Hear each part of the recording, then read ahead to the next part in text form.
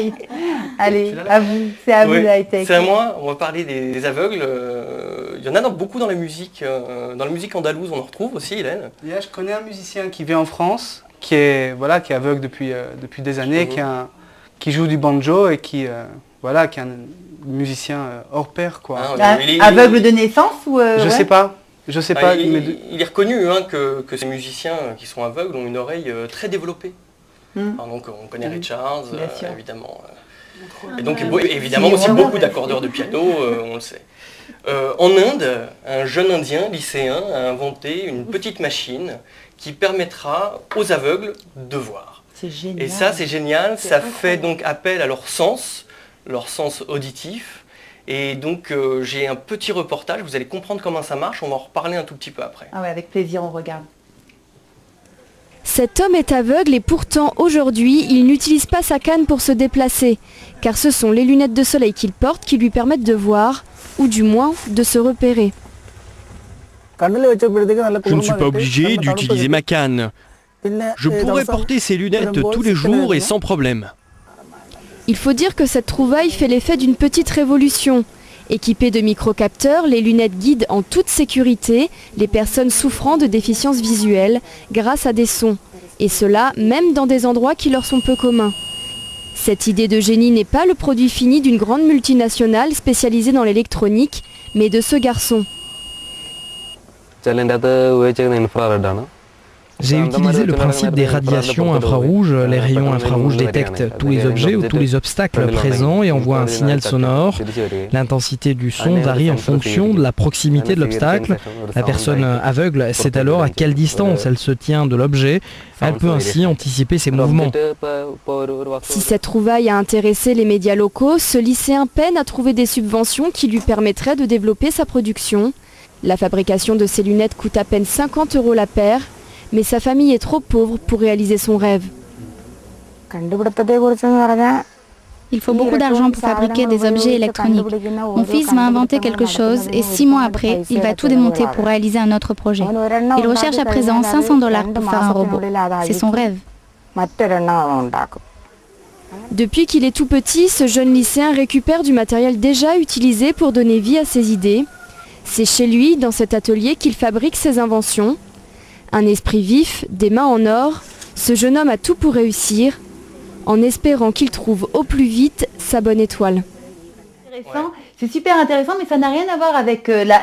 en France, il y a un système... Non, ça n'a rien à voir avec la rétine artificielle, des petites puces qu'on vous intègre donc, au fond de la rétine, dans l'œil, qui vous permettent de revoir sous certains... Enfin, ça redessine des images... Ça redessine en fait sous façon de pixels, on voit à peu près en noir et blanc, et on voit les obstacles arriver. Là c'est quoi le système? Alors, en fait, ce système permet, par le biais du sonar, c'est-à-dire, vous savez, ces appareils que l'on met dans les voitures pour reculer, alors là, je le vulgarise vraiment, mais c'est le système de la chauve-souris, en fait, un son qui est envoyé et qui est répercuté contre un obstacle et qui revient. Donc évidemment, les chauves-souris, on ne les entend pas parce que ce sont des ultrasons qui sont très très Comment hauts elle fait la au niveau. chauve-souris?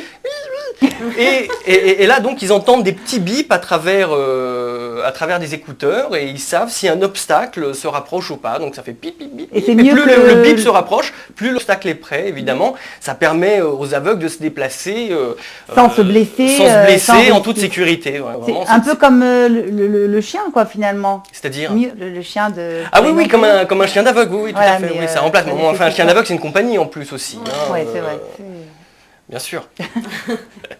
Je ne vais pas continuer sur le terrain glissant, on va passer au web. Vous avez un Oui, bien sûr. J'ai même 2 petits webs sympas. Alors, j'ai des images avec transformer vos vidéos en livres. Vous allez me dire comment on fait. Alors, vous connaissez les flipbooks, je ne sais pas si ça vous dit quelque chose. C'est les sortes de dessins animés qu'on faisait en mettant plusieurs feuilles les unes à la suite et on les faisait défiler comme ça. Alors, je ne sais pas si on voit actuellement les images.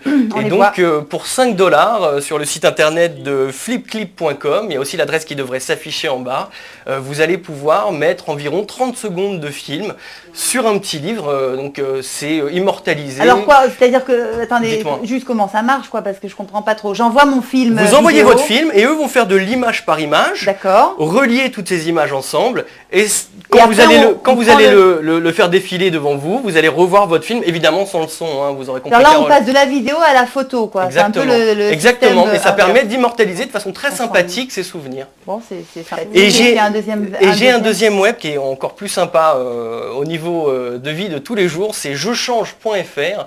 Si vous voulez faire des économies, vous pouvez faire carrément 40% d'économies sur certaines factures. Ça vaut vraiment le coup. Alors quand on tape banque, il me donne. Alors voilà, vous allez aller par exemple, on va pas aller sur une banque, on va aller par exemple sur une assurance vie. C'est-à-dire voilà, je veux contracter une assurance vie, je voudrais savoir laquelle va me rapporter le plus, laquelle je vais devoir payer le moins pour m'en rapporter le plus. Et puis oui, il va vous dire plus ou moins, selon ce que vous souhaitez verser tous les mois, quel est le meilleur établissement sur lequel vous allez devoir... Daniel, c'est ce qu'il vous faut, hein, vous tournez. Faire des économies. Une assurance vie, c'est ça? Qu'est-ce que vous nous proposez cette semaine en santé? J'ai un petit truc sympa en santé, Valence, Espagne, et donc des chercheurs qui sont vraiment payés à rien foutre, je suis désolé de le dire, ont découvert qu'il était dangereux de rester plus de 5 minutes à côté d'une jolie femme, une femme attirante. Arrêtez. Ah, ça vous étonne. C'est pour ça que vous êtes à côté de Dillel et pas de Daniel. Pourquoi ça il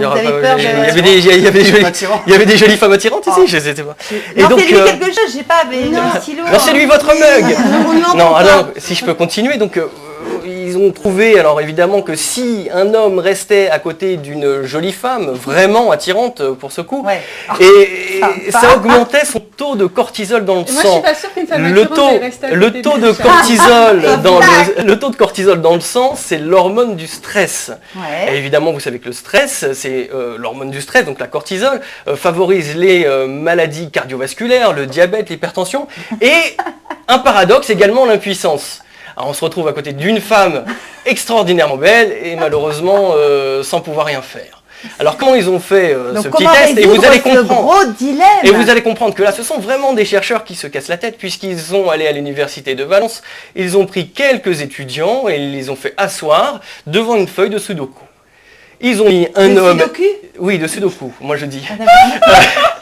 Et ils ont mis un homme et une femme à côté. Évidemment, une femme très très belle, un homme quelconque. Et l'homme s'est levé, la femme est restée.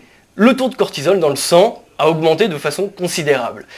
On a fait l'inverse. La femme est partie, l'homme est resté. Tout s'est très bien passé. Et en plus, il a réussi son sudoku. D'accord. Bravo. Donc non mais ça veut dire tout simplement que ça déconcentre une jolie femme. Non, ça veut dire tout simplement, si vous voulez rester en bonne santé, mariez-vous avec des moches. Voilà.